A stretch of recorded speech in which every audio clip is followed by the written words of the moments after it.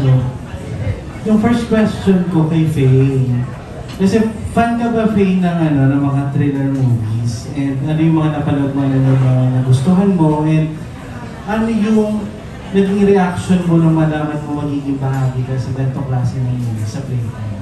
Hello po, thank you. Nung sa horror po, mahilig po talaga ako sa horror movie, thriller.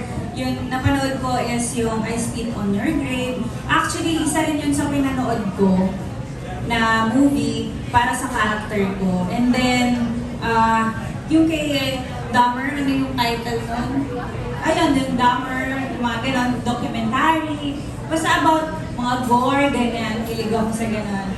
And, nung unang sinabi sa akin to, na part nga daw ako ng movie na to, tas sino yung mga kasama. So, syempre, I feel grateful. Tapos, nung nalaman ko pa kung sino yung director, yun nga, lagi ko sinasabi kay Direk Mark na, alam mo, Direk Mark, dream ko talaga na makatrabaho ka. Kasi nag-audition ako before sa Sangre and then sa Encantadia. Kaya nagulat ako na siya yung magiging director. Kaya sobrang grateful ako and then kasama pa si Sanya. So, sobrang excited talaga ako. Kaya binigay ko yung 100% ko dito, nilagpasan ko pa. And mukhang nag-require to ng a lot of energy for you, as in parang physical demanding for you. So, paano mo siya pinaghandaan? And ano yung naging challenge for you? Kasi puro siya takbuhan. May part doon na tumatakbo ako na biglang sumakit yung legs ko. Sabi ko, bakit ganun? Parang naninigas yung legs ko kasi hindi kami nag-warm up bago tumakbo kasi action, takbo!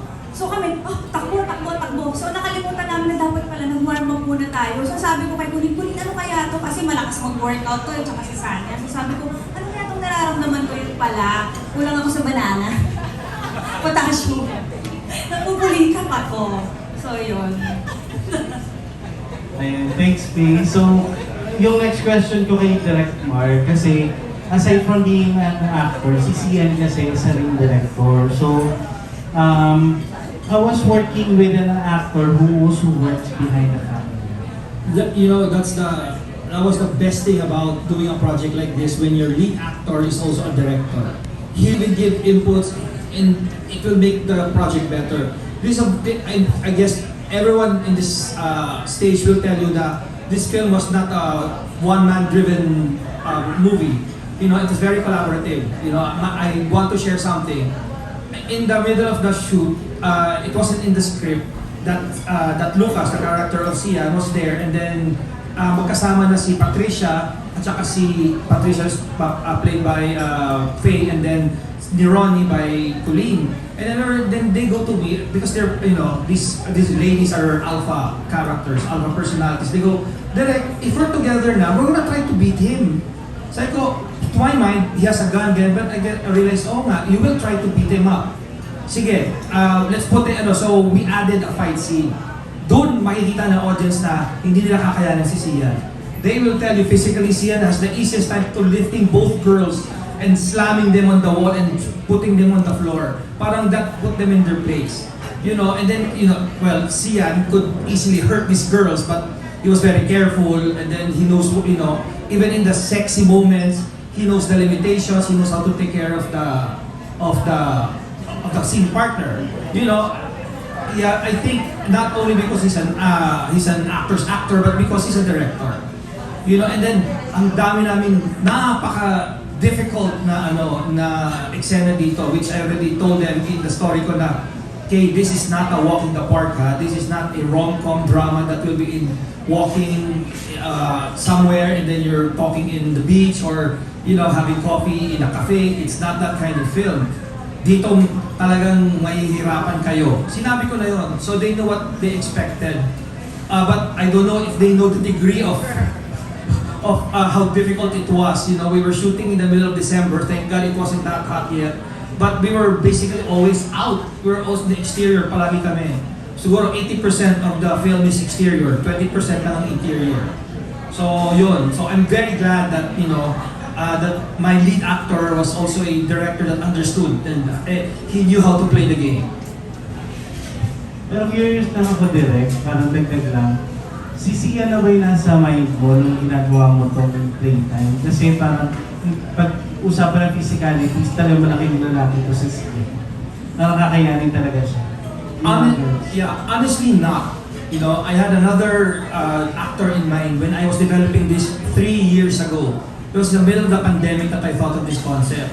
But the minute that they said, Sia, I said, oh, he's available? Definitely, because I know he had the stature to play Lucas. Yun na nga, that he has to be empowering. And he had to have the looks. You know, he's a sexual predator. Kaya nga yung hero, charmer, lover, it fits Lucas. Ang dami niyang personality, kaya niya na bola itong mga babaeng to eh. So, yes, so perfect. It was a perfect casting. And then, we're just glad that he saw the merit in the project because it was really a tight schedule. Because we had our own projects. Sanya had Pulang Araw. I was starting Sangre. And then Sian has his own film projects. So talagang, military operation yung schedule namin. Thanks, Direk. Sir Richard, thank you. Next we have Sir Neil Ramos of Tempo. Sir Neil, where are you? Okay, at the back. Maraming salamat po sa marketing. Thank you rin, sir. Ngayong hapon. Sa girls natin, I understand kasi based on the trailer, maraming interactions yung characters nyo. I was just wondering, pakishare naman yung working rapport nyo, how were you able to establish that? Tapos paano kayong interact sa behind the cameras? Hello po. Like what I said po kanina, meron po kami, nung umpisa pa lang talaga namin, I think ang nag-start talaga ng lahat ng ito ay si Colleen from me kasi siya yung parang curious lagi doon sa story nitong Playtime and lagi niyang iniisip na, ano kayo sa tingin ninyo yung bagay dito? Kasi at first kami ni Faye Lorenzo, kami yung parang lokohan lang kumbaga, lokohan siya in a nice way naman na alam namin may matututunan at may tutulong sa isa't isa yung ginagawa namin pag-uusap about dito sa story ng Playtime. And then, ang first impression ko kasi kay Colleen is very serious, kaya nahihiya ako talaga. Umpisa, tayong dalawa, di ba? Sabi pa nga ni Faye, wag tayong tumabi kasi English yan. Sabi ko, Nakikipag-change seat ako sa kanya. oo, sabi na ikaw yung tumabi kasi English yan. Kasi yung story ko namin, yung pwesto namin, nandito ako, si Sanya, and then si Sian. So, last dumating si Colleen. So, nung dadating na siya, tatabi siya sa akin. So, malayo pa lang, pagkakita ko sa kanya, sabi ko talaga kay Sanya, Sanya, pala tayo upuan, baka English ko. Sabi ko talaga, tawa na tawa sa akin si Sanya. So, tapos nung tumabi niya sa akin, nagtagalog siya. Tapos sabi ko kay Sanya, Tagalog pala. Hi! So, feeling ko, yun pa lang, start pa lang doon, nagkaroon na talaga kami rapport sa isa't isa. Kapag naging madali para sa amin ang pag-usapan yung characters namin, kung paano namin ito magagawa ng paraan. Hindi din kami nagkaroon ng competition sa isa't isa. Hindi namin na-feel na, naku si Colleen yan, okay si Sanya yan, okay si Faye yan, kailangan natin galingan. Parang walang ganon. So, ang ginawa talaga po namin ay tinulungan namin yung isa't isa. Ayun, kasi syempre first time ko actually makatrabaho yung dalawang girls. Kayo nagkatrabaho na kayo, di ba? Ay, hindi pa. Okay, good. So parang wala akong background, tapos first time ko din kayo makilala, namin so unpredictable. Pero, I really like how it turned out. Nagtutulungan kami, nagko-collaborate kami, walang diva sa set. As in, lahat kami masaya lang. We're having fun, yun yung importante. Pag-cut, nagtatawanan kami, di ba? Pero pag action go na, biglang takot, biglang So, maganda syempre yung magaan yung set. Unang-una, kasi kailangan comfortable kami sa isa't isa, lalo na ang hirap ng pelikulang to, puro takbo. May isang day kami, and buti na lang, yung first day namin, may buwelo. Well, second day, may buwelo, puro takbo lang. Puro takbo lang ginawa namin. Isang shooting day, as in, puro takbo. So, tinapos na namin lahat ng scenes na gano'n. So, it was really great warm-up. Ang ganda ng pagka-sequence ng mga scenes. So, na-warm up talaga kami ng todo. Para pagdating doon sa last day, kuha-kuha na namin yung dynamics namin. May dadagdag ka ba, Faye? Ayun, yun. Kasi yung takbo talaga namin, hindi ko talaga makalimutan yun. Kasi may nadudulas sa amin, di ba? Nadulas, nadapa. So, meron pa eksena doon, yung sa clip, baka maano. Nasa trailer naman.